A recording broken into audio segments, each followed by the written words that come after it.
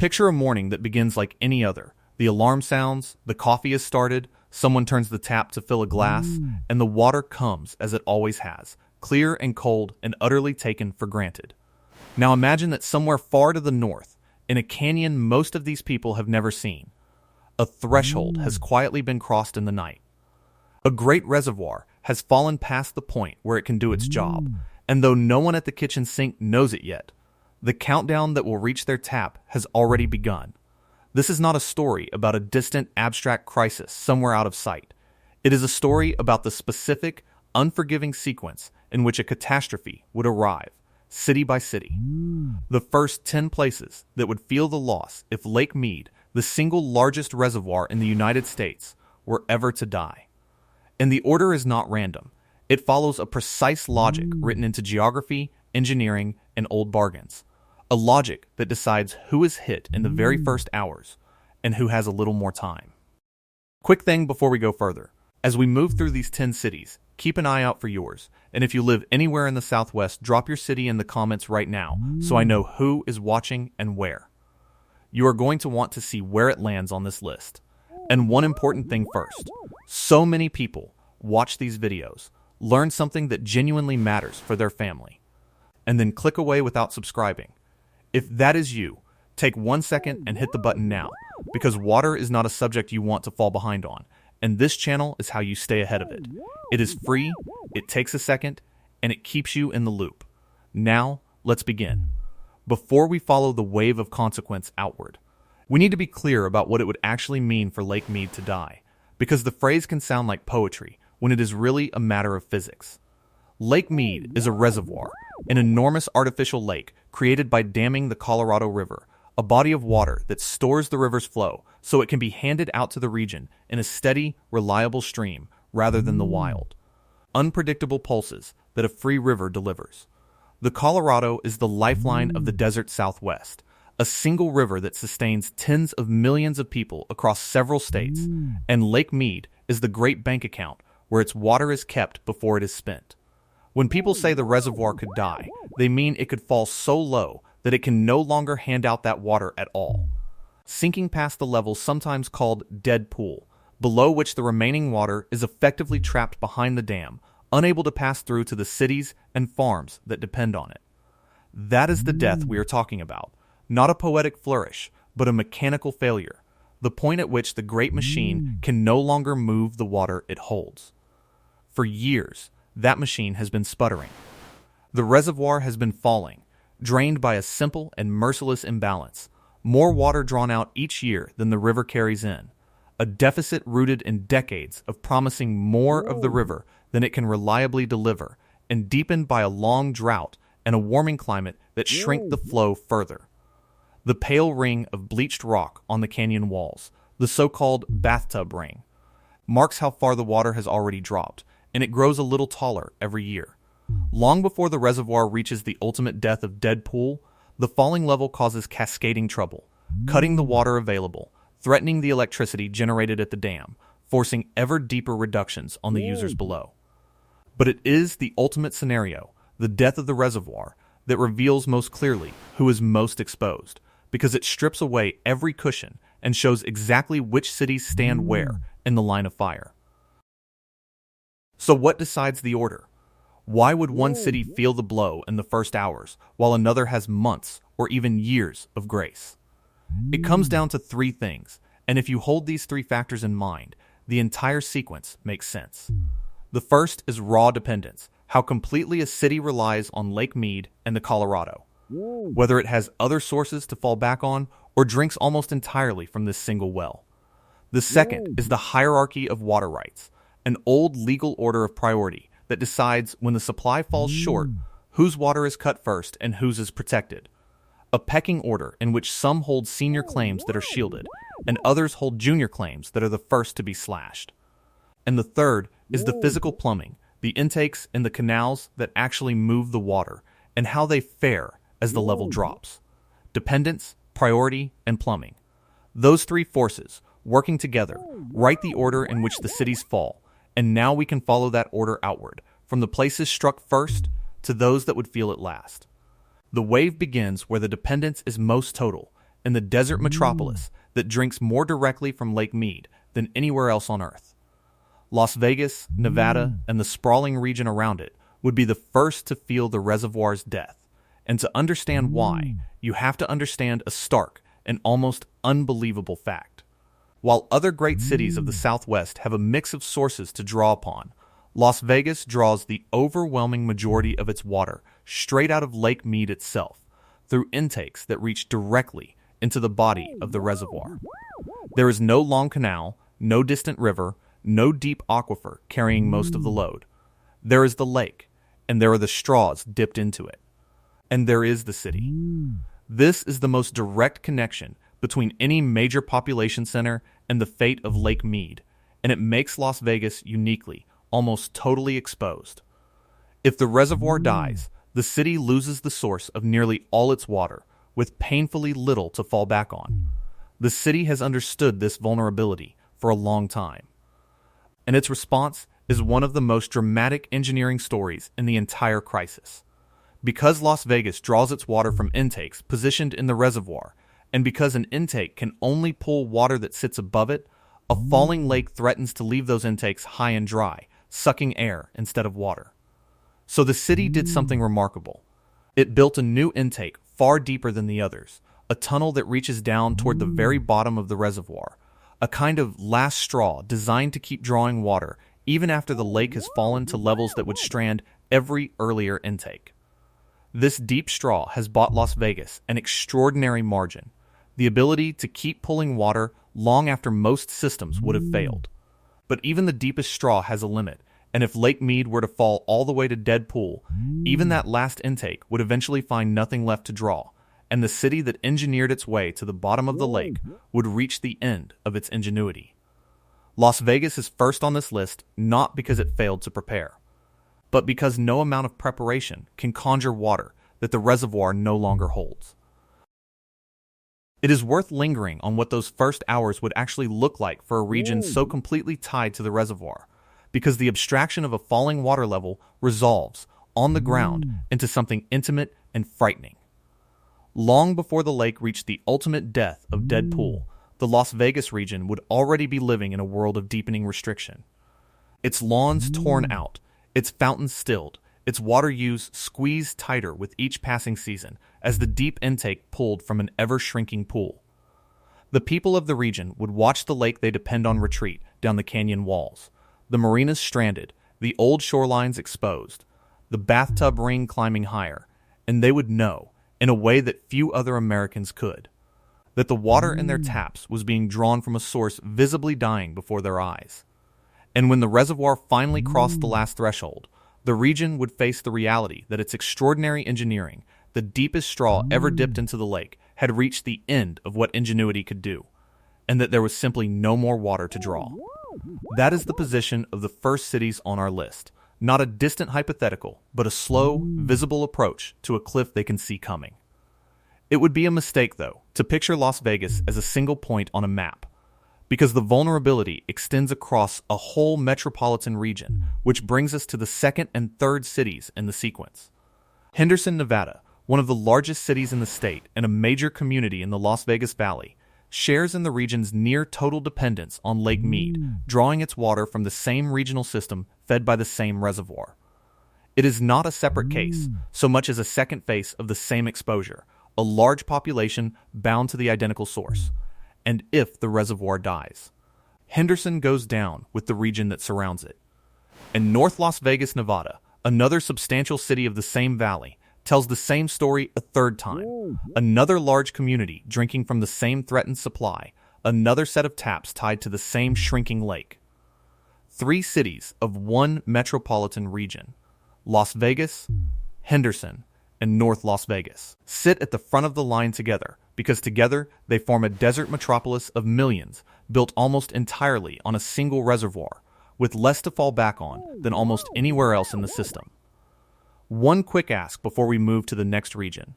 Of the 10 cities we are covering, which one surprises you the most to see on this list? Tell me in the comments, because a couple of these genuinely catch people off guard, and your local knowledge makes these videos sharper for everyone watching. Now the wave moves, and it changes character as it goes, because the next set of cities is not exposed the way Las Vegas is. They are far from Lake Mead. They draw their water through hundreds of miles of canal rather than a straw in the lake, and yet they are near the front of the line anyway, for a reason that has nothing to do with geography and everything to do with an old bargain. These are the cities of Arizona, and to understand why they fall so early, you have to understand a deal struck decades ago. A deal that has sat quietly in the foundations of the system, waiting for exactly this moment.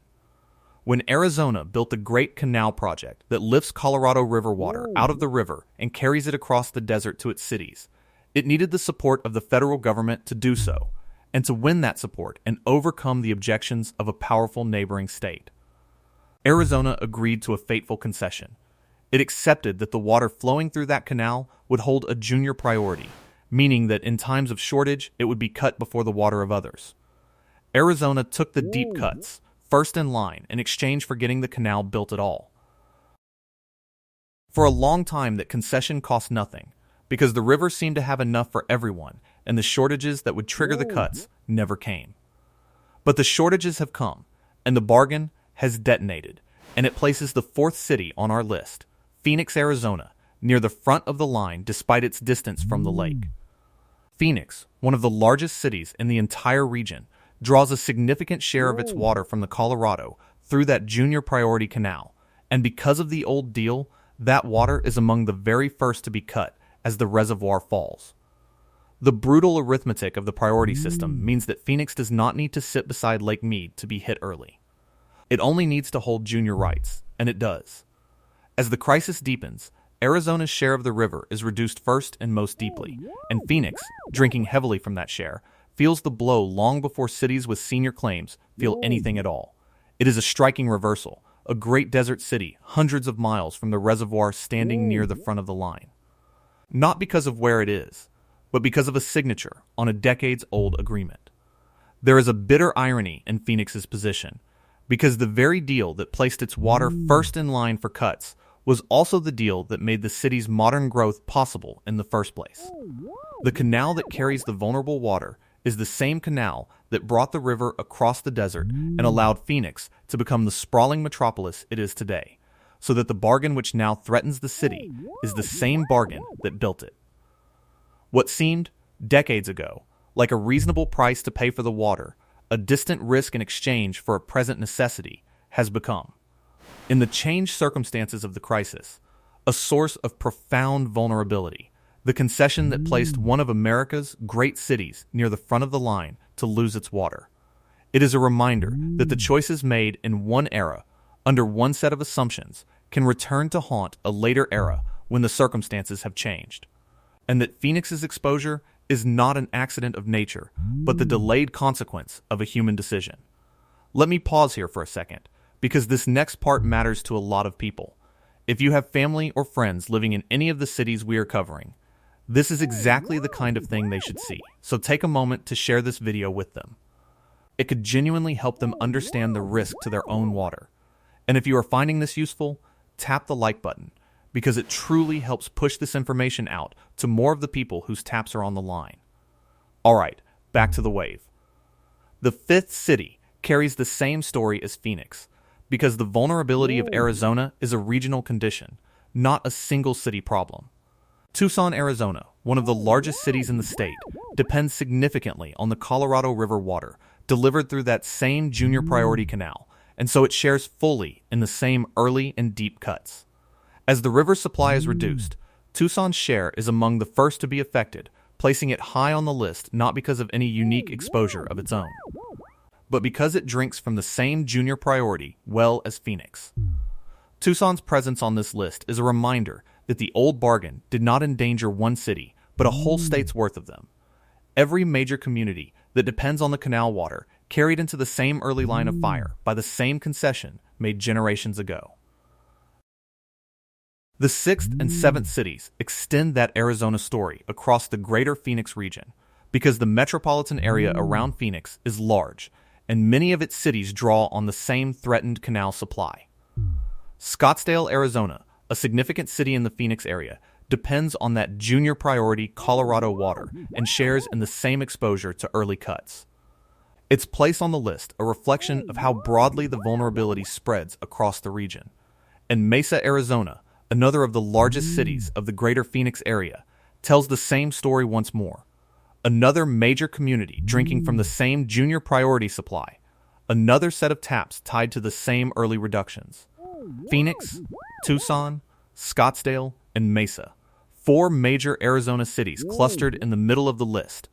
All of them carried near the front of the line, not by their distance from the lake, but by the harsh logic of the priority system and the old bargain that placed their water first in the firing line. Together with the Las Vegas region, they form the true front line of the crisis. The places that would feel the reservoir's death first and hardest, whether through sheer physical dependence or through the pecking order of rights.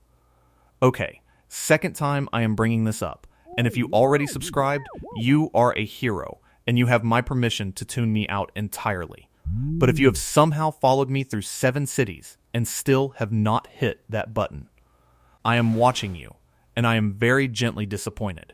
Hit subscribe.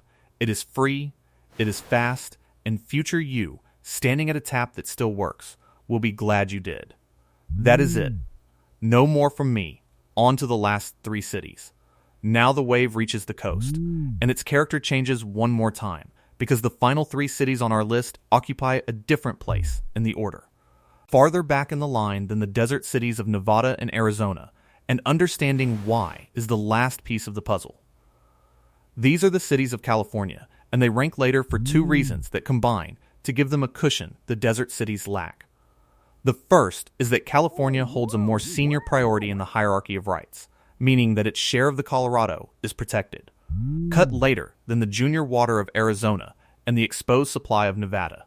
The second is that the great California cities have other sources of water beyond the Colorado, drawing on rivers and systems within their own state, so that they are not as completely dependent on the reservoir as the desert cities are. Senior rights and a diversified supply, 2 advantages working together. Push the California cities toward the back of the line, exposed to the ultimate danger but shielded from the first blows. The 8th city, then, is Los Angeles, California, one of the largest cities in the country, and a major recipient of Colorado River water, but one far better protected than the cities ahead of it. Los Angeles draws water from the Colorado, carried across the desert through a great aqueduct, and that water is an important part of its supply. But the city benefits from California's senior priority, which shields its river water from the earliest cuts, and it draws on other sources beyond the Colorado, giving it alternatives to lean on when the river supply is reduced. These advantages mean that Los Angeles would feel the loss of its river water later than the desert cities, and would have more capacity to absorb the blow when it came, leaning harder on its other sources and its conservation. It remains on the list, because the death of Lake Mead would ultimately threaten even a city with all these advantages, but it sits toward the back. A giant, with more room to maneuver than the cities that fall first. The 9th city is San Diego, California, another major California city, and one notable for how heavily it has historically depended on imported water, including water from the Colorado. That reliance on imported supply is a genuine vulnerability, because a city that must bring in most of its water from elsewhere is exposed to any disruption in the sources it depends on. But San Diego, like Los Angeles, is shielded by California's senior priority, and it has worked hard to diversify its supply and develop alternative sources, investments that have reduced its exposure and pushed it lower on the list than the desert cities of Nevada and Arizona. Its place near the back of the list reflects that balance. A city significantly dependent on imported water, including the Colorado, but with the senior rights and the diversification that by its time the desert cities do not have. The 10th and final city on our list is really a cluster of communities, the cities of the Coachella Valley, California, the desert communities of Southern California that depend heavily on Colorado River water delivered through canals that carry it to the valley. This desert region, home to a number of communities, draws significantly on the river, and that dependence places it among the 10 most exposed, but like the other California users, it benefits from the state's senior priority, which shields it from the earliest cuts and places it at the very back of the line. Its position at the bottom of the list reflects a real but more protected dependence, exposure to the ultimate danger, balanced by the advantages that California's senior standing provides.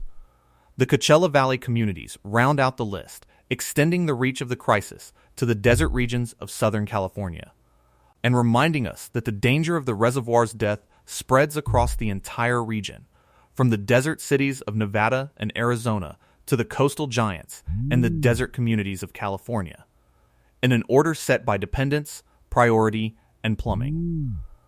Before we recap the full sequence, it is worth pausing on why the river keeps shrinking in the first place, because it is the diminishing river, more than anything else, that drives the reservoir toward its death and gives the whole scenario its urgency.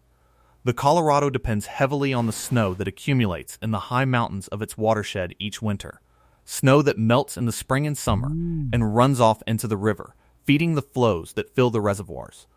For years now, that supply has been diminishing, starved by a long and severe drought that has reduced the snowpack and the runoff. And there is growing reason to believe that something deeper than an ordinary drought is at work, a lasting shift toward a hotter and drier climate. As temperatures rise, more water is lost to evaporation.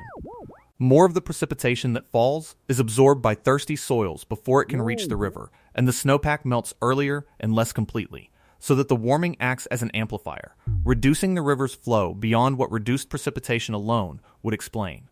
Because this warming is a long-term trend rather than a passing phase.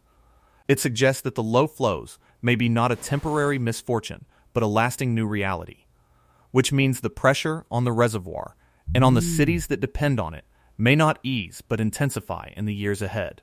This is the deeper engine behind the whole scenario, the reason the reservoir has fallen so far, and the reason its death is a genuine possibility rather than a distant fear.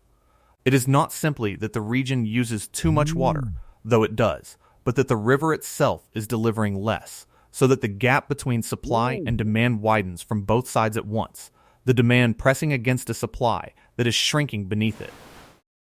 And because the forces reducing the river are not going away, because the warming that drives them is a global phenomenon that shows no sign of reversing, the trajectory points toward a future in which the river carries less and the reservoir falls further, unless the region can dramatically reduce what it takes. The order of the cities we have traced is the order in which the consequences of this widening gap would arrive, and the widening gap is why the scenario of the reservoir's death cannot be dismissed as alarmism, because the fundamental forces driving it are real, measurable, and, for now, still worsening. There is one more thing worth understanding about why the desert cities are so exposed, which is the sheer improbability of their existence. The fact that they are great modern metropolises, built in a place that could never have supported them without the imported water. Las Vegas and Phoenix and the others rose in some of the driest country on the continent, in a landscape where the local rainfall could sustain only a fraction of the people who now live there, and they did so entirely on the strength of the water carried in from the Colorado. This is the source of their vulnerability, the fact that they are, in a sense, artificial oases, sustained not by the land they sit on, but by a distant river and a shrinking reservoir. A city built where water is naturally abundant has a buffer against the failure of any single source, but a city built in the desert on imported water has no such buffer, no natural fallback, only the pipeline and the canal and the lake. The cities on our list grew magnificent and vast on the promise of that imported water, and it is precisely that dependence, that lack of a natural foundation, that places them in the line of fire if the imported water should fail.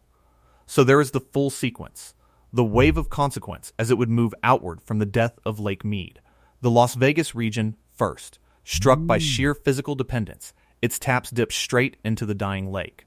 The Arizona cities next, carried near the front of the line by the harsh logic of the priority system and the old bargain that placed their water first in line for cuts. And the California cities last, shielded by senior rights and diversified supply, feeling the blow later, but never truly safe from it. Las Vegas, Henderson, North Las Vegas, Phoenix, Tucson, Scottsdale, Mesa, Los Angeles, San Diego, and the Coachella Valley communities, 10 places arranged in a precise order by the forces of dependence, priority, and infrastructure, the first 10 cities to lose their water if the Great Reservoir dies. To understand how the region arrived at this precarious position, it helps to step back and see the longer story. The story of how the modern Southwest was built on the water of the Colorado, and how that foundation came to be undermined. When the Great Dam was built and Lake Mead was created, the reservoir filled with water, and for decades it stood high and full, a deep and reassuring reserve that seemed to guarantee the region's water security for generations. On the strength of that security, the cities grew explosively, their populations swelling, their subdivisions and highways spreading across the desert, all of it made possible by the water stored in the Great Reservoir. But the growth was built on an assumption that could not last, the assumption that the river would always provide as much as it seemed to.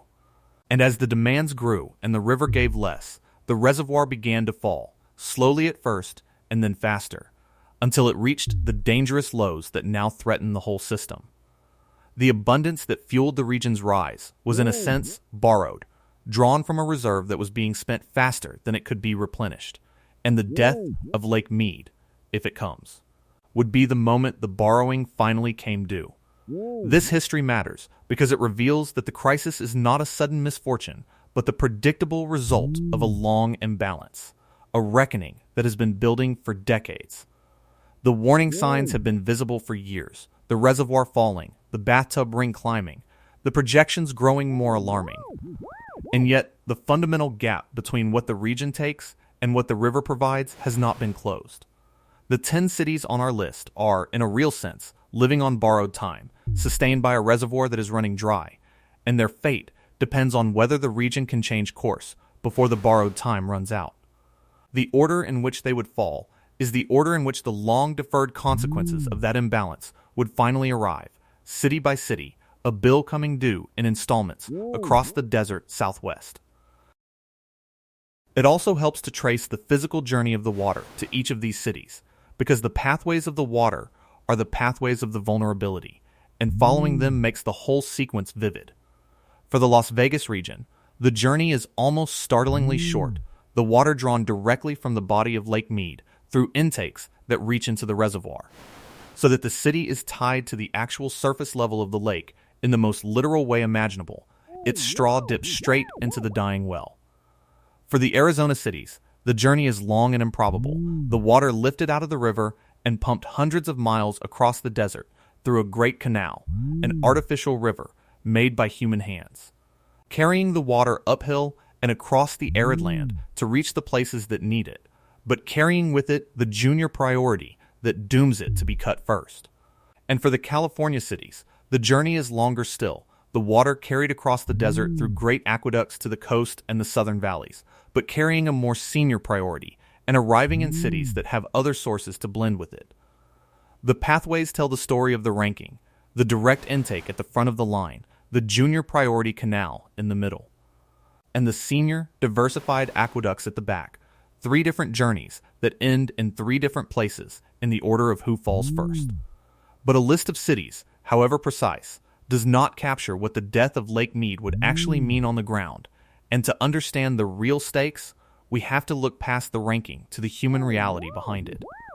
These 10 cities are not abstractions. They are home to millions of people, families and workers and children whose daily lives rest on the water flowing from their taps, and the death of the reservoir would touch every one of them. Water is the foundation of everything in a modern city, the basis of drinking and washing and sanitation, of the businesses and the industries, of the whole daily rhythm of life. The loss of that water, or even severe restrictions on it, would disrupt everything, threatening public health, crippling economies, and forcing changes that most people in these cities have never had to imagine. The wave of consequence we have traced is, at its heart, a wave that would break over human lives. And the order of the cities is really the order in which millions of people would be forced to confront a scarcity they have always been able to take for granted. It is one thing to speak of dependence and priority and infrastructure, of intakes and canals and dead pool, and quite another to picture the reality behind those words. A family in a desert city discovering that the water they have never once had to think about is suddenly rationed, then scarce, then uncertain. The abstractions of the crisis resolve, in the end, into millions of individual moments of reckoning, and the ranking of the cities is really a ranking of when those moments would arrive, city by city, household by household, across the desert Southwest. It helps to understand how the death of the reservoir would actually unfold, because it would not be a single sudden event, but a progression, a worsening crisis that would move through stages as the water fell. In the early stages, the cuts would fall on the most vulnerable users, the junior priority water and the most exposed cities, and those cuts would deepen as the reservoir dropped further, forcing the affected cities to slash their use, lean on whatever alternatives they had, and endure ever tighter restrictions. As the level approached the critical thresholds, the electricity generated at the dam would be threatened, and the delivery of the water would grow more difficult until, at the ultimate point of dead pool, the water could no longer be drawn and delivered at all. The death of Lake Mead would thus be a slow-motion catastrophe, a crisis that unfolded over time, with the cities losing their water in the order we have traced, each stage bringing new hardship to the places next in line. It is worth imagining, in more concrete terms, how the escalating restrictions would move through daily life in the cities as the reservoir fell toward its death, because the loss of the water would not arrive all at once, but in stages, each one biting deeper than the last.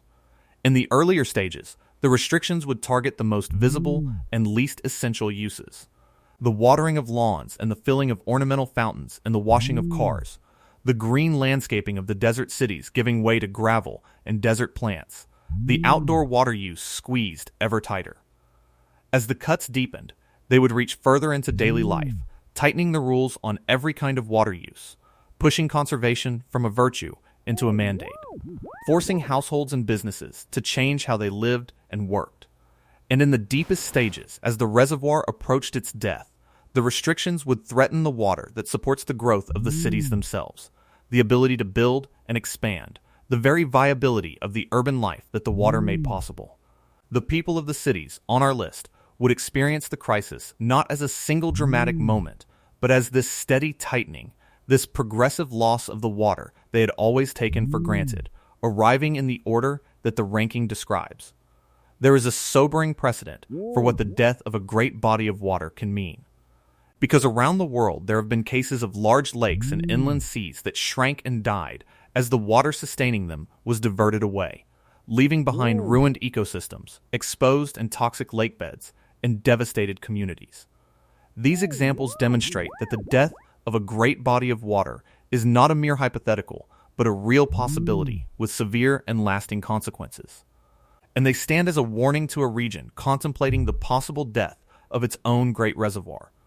In each case, the decline was driven by the same fundamental dynamic that now threatens Lake Mead, the diversion of the water faster than it could be replenished. And in each case, the warning signs were visible long before the catastrophe became undeniable. The Southwest has the chance to learn from these examples, to recognize the trajectory it is on, and to change course before it is too late, but only if it takes the warning seriously and acts with the urgency the crisis demands. There is a dimension of the crisis that often goes unmentioned, but that would compound the disaster for the cities. And that is the loss of the electricity generated at the dam.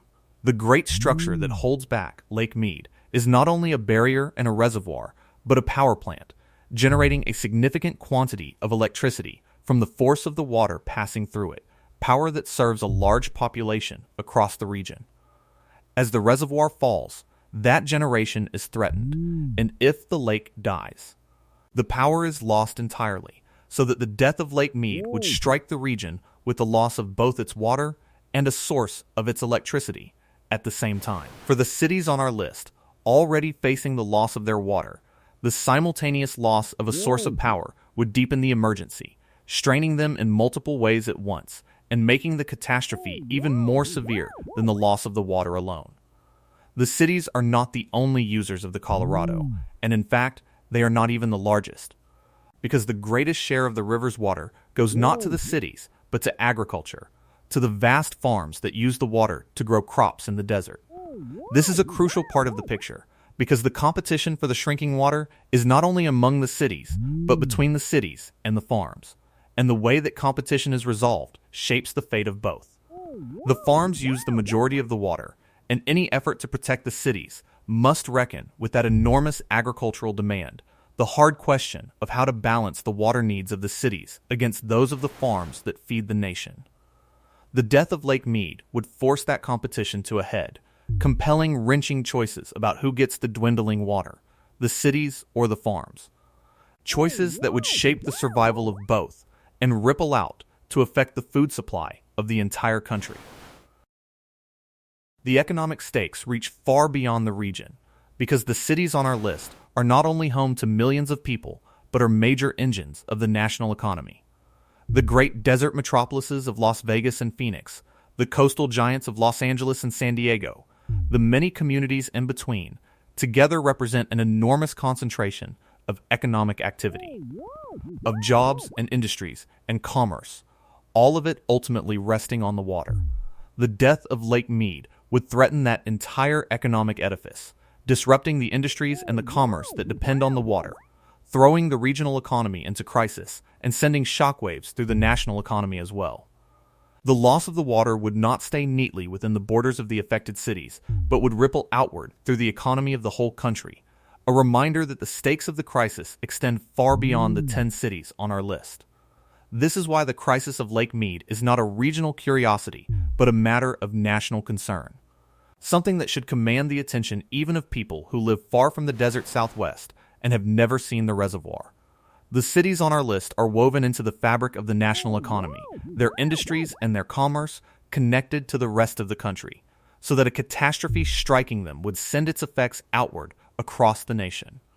The farms that compete with them for the water grow food that feeds people far beyond the region, so that a disruption of the agricultural water would ripple into the national food supply. And the millions of people who live in these cities are part of the national population, so that a scenario that rendered their cities unlivable would be a national emergency of the first order. A displacement and a disruption unlike anything the country has faced in modern times. To watch the level of Lake Mead is not to watch a distant regional problem, but to watch a gauge of a crisis that would, if it reached its worst, touch the entire nation, which is why the order of the cities and the stakes of the scenario deserve the attention of everyone, not just those whose taps are directly on the line. And there is the deepest question of all, the one that hangs over the entire scenario, which is what would happen to the people themselves if the water truly failed and could not be replaced. A city cannot exist without water, and the loss of the supply, if it could not be made up from other sources, would ultimately threaten the very habitability of the affected cities, raising the specter of populations that could no longer be sustained where they live. In the most severe versions of the scenario, the failure of the water could force people to leave, to abandon cities that could no longer support them, triggering a migration difficult to imagine as the population of the desert Southwest confronted the reality that the water on which their cities were built could no longer sustain them. This is the ultimate stake, the possibility that the death of Lake Mead could render the great desert cities unlivable, and it is the reason the order of the cities matters so much, because it is the order in which that unthinkable question would be forced upon millions of people. It is important to understand that Lake Mead does not stand alone, but is part of a larger, linked system, and that its death would be bound up with the fate of the other great reservoir upstream. The two reservoirs are managed together, the water moved between them according to the needs of the system and the rules that govern its operation, so that the health of the whole depends on both. The reservoir upstream captures the water flowing down from the higher part of the watershed and releases it downstream to Lake Mead, which in turn delivers it to the users below. And when both reservoirs fall together, as they have, the entire linked system approaches its limits at once. The death of Lake Mead would not be an isolated event, but the culmination of a crisis affecting the whole interconnected system. And the efforts to save it would require navigating the difficult trade-offs of managing the two reservoirs together, holding back water in one to protect the other, balancing the competing needs of the whole arrangement. The vulnerability of the 10 cities is, in this sense, a shared vulnerability, tied not just to one reservoir, but to the health of the entire system on which the region depends. As the crisis deepened toward the reservoir's death, the region would be forced to confront the most bitter question of all, the question of who must lose and who must be spared, and this fight would shape the fate of the cities as much as the physics of the falling water. Because the system has long promised more water than the river can provide. Bringing it into balance requires taking water away from someone, and every unit of water is claimed by a city or a farm or a state that depends on it. The hierarchy of rights provides one answer, cutting the junior water first and protecting the senior. But as the cuts grow deeper and more painful, that answer is fiercely contested. The users fighting to protect their own supply and to shift the burden onto others. The death of Lake Mead would push this fight to its most desperate, forcing the parties to decide who goes without so that others might survive, a struggle of enormous difficulty that would play out even as the water fell. And hanging over the whole contest would be the knowledge that if the parties could not agree on how to share the shortage, the alternative would be a chaotic scramble that harmed everyone, a breakdown far worse than any negotiated sacrifice. There is a natural world dimension to the crisis as well, easy to overlook amid the human stakes but real nonetheless. Because the Colorado was once a living river, and the same forces that threaten the cities have already devastated the river itself. The building of the dams and the capturing of the water transformed the Colorado from a wild, free-flowing river into a controlled and regulated system, disrupting the natural patterns that its ecosystem had evolved with over ages. Once, the river flowed all the way to the sea, sustaining a rich delta where the fresh water met the ocean. But as more and more of its water was captured and consumed, less and less reached the end of its course, until in most years the river no longer reaches the sea at all, its water entirely used up before it can complete its ancient journey. As the crisis deepens and the water grows scarcer, the pressure on the river's remaining ecological health only intensifies, the needs of the natural world easily overridden by the more powerful claims of the cities and the farms. The death of Lake Mead would be a crisis for the living river as much as for the human civilization built upon it. A reminder that the water on which the cities depend was taken from a river that has paid dearly for the taking. It would be easy, having traced all of this, to conclude that the fate of these cities is sealed, but that would be the wrong lesson to draw, because the death of Lake Mead is not inevitable, and the cities are not helpless. They have been working in various ways to reduce their vulnerability and to prepare for the possibility of severe cuts or even the reservoir's death. The most fundamental response is conservation, the reduction of water use to stretch the available supply as far as possible, and many of the cities on our list have made real strides in using their water more efficiently. Beyond conservation, the cities have pursued alternative sources, developing new supplies to reduce their dependence on the Colorado, investing in recycling and reuse, and in some cases in other means of securing water. These efforts can genuinely reduce the vulnerability of the cities, buying them time and giving them alternatives, even if they cannot fully replace the water the Colorado provides. The cities most dependent on Lake Mead, especially the Las Vegas region, have been the most aggressive in these efforts, precisely because they understand their extreme exposure. Las Vegas in particular has become a model of water conservation, dramatically reducing its per-person water use, recycling much of its water, and taking extraordinary measures like the deep intake to protect its access to the reservoir. These efforts have allowed the region to keep growing even as its water situation has grown more precarious, and they represent a serious attempt to manage the vulnerability that comes from depending so heavily on a single lake. But even the most aggressive conservation and the most determined pursuit of alternatives cannot fully insulate a city from the death of the reservoir on which it depends. And so the vulnerability remains, reduced but not erased, and the order of the cities holds even as they fight to soften the blow. The deeper solution, beyond the efforts of the individual cities, lies in addressing the fundamental imbalance between what the region takes from the Colorado and what the river can provide.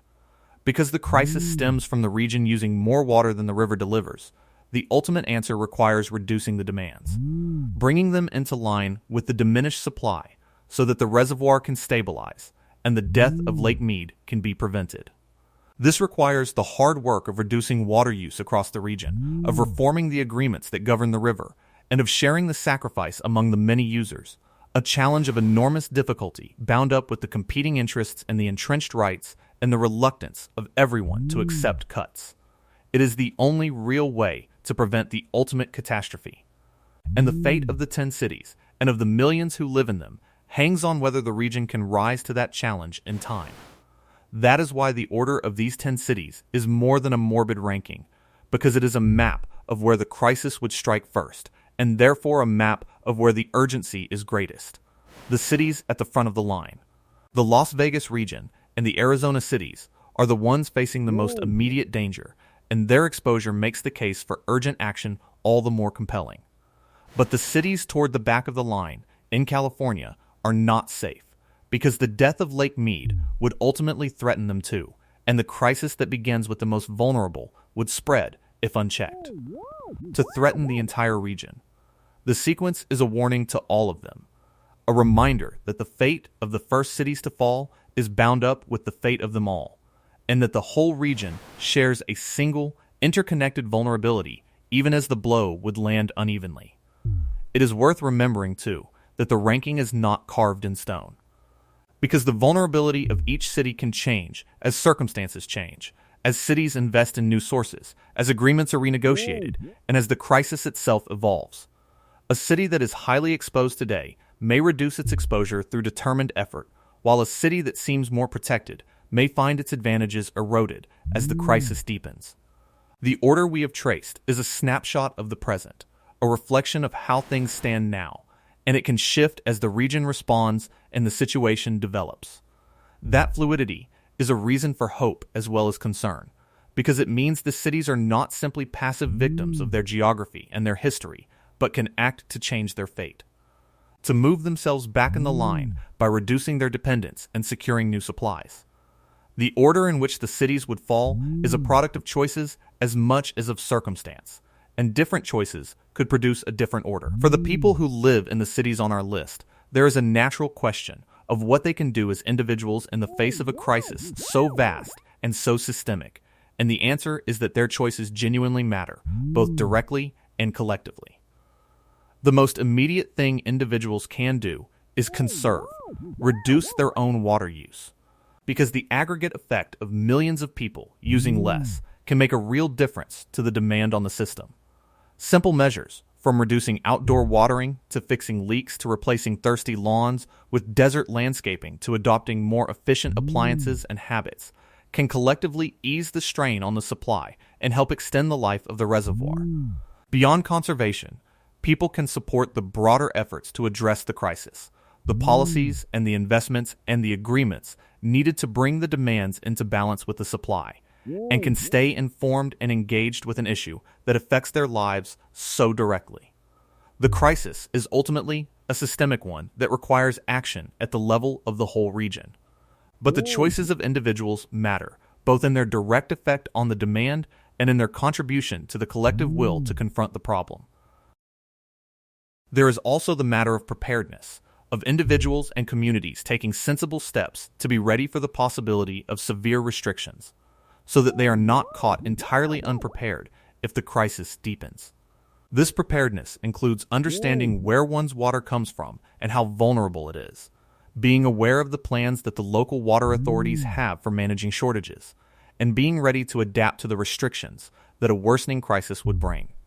It is worth knowing, for the people in these cities, exactly where their city sits in the order we have traced, because that position tells them how much time and how much cushion they have, and how urgent the need to prepare and to conserve really is.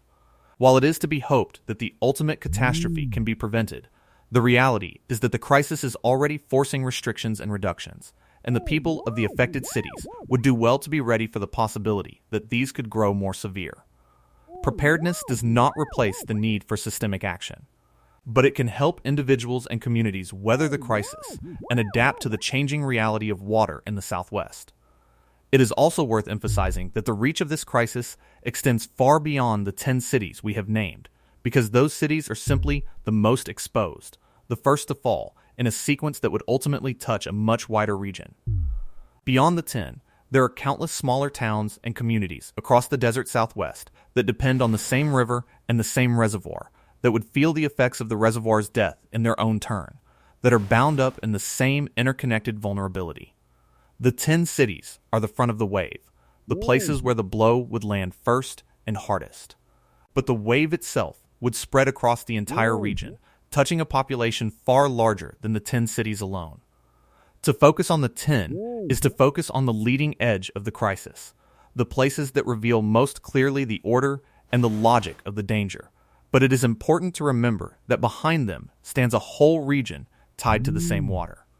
A whole civilization built on the same shrinking foundation. The most important thing to take from all of this is that the crisis is real and serious and demands attention, but it is not yet a foregone conclusion. Lake Mead has fallen to dangerous lows. The cities on our list are genuinely vulnerable, and the scenario of the reservoir dying and the cities losing their water in sequence is a real possibility that must be taken seriously. But the future is not yet written, and the choices the region makes in the coming years will decide whether the scenario becomes reality. The purpose of tracing the wave of consequence, of ranking the vulnerable cities and grasping the stakes, is not to spread despair, but to spur the action that could prevent the catastrophe, to make vivid what is at risk and why it matters, so that the region can summon the will to save the system before it is too late. In the end, the story of the first 10 cities to lose water if Lake Mead dies is a story about the way a single failure in a canyon most people will never see would ripple outward across a vast region, striking millions of lives in a precise and merciless order. From Las Vegas, its taps dipped straight into the dying lake, to the Arizona cities carried to the front of the line by an old bargain. To the California cities, shielded by senior rights but never truly safe, the wave of consequence would move outward across the Southwest, forcing city after city to confront a scarcity they have always been able to ignore. The water that built the modern Southwest is running short, the great reservoir that stores it is falling, and the cities that depend on it are counting, whether they know it or not, on the region finding a way to save the system in time. The 10 cities that would be hit first are a reminder of everything that is at stake, and a call to act while there is still time. And so, we return to the morning we began with, the ordinary morning that could one day turn extraordinary, the alarm and the coffee and the hand at the tap. For now, in every one of these cities, the water still comes as it always has, clear and cold and taken for granted, and there is nothing on the surface to suggest that anything is wrong. But the reservoir is falling, the ring on the canyon walls is climbing, and the order of the wave is already set, waiting only for the day the threshold is crossed. That day is not inevitable, and it is not close if the region acts, but it is possible, more possible than most of the people at those taps understand, and the whole point of tracing this sequence is to make it real before it arrives. Because the difference between a warning and a tragedy is whether anyone listens to it in time, and the 10 cities on this list, from the desert metropolis with its straw in the dying lake to the coastal giants with their senior rights and their alternatives, are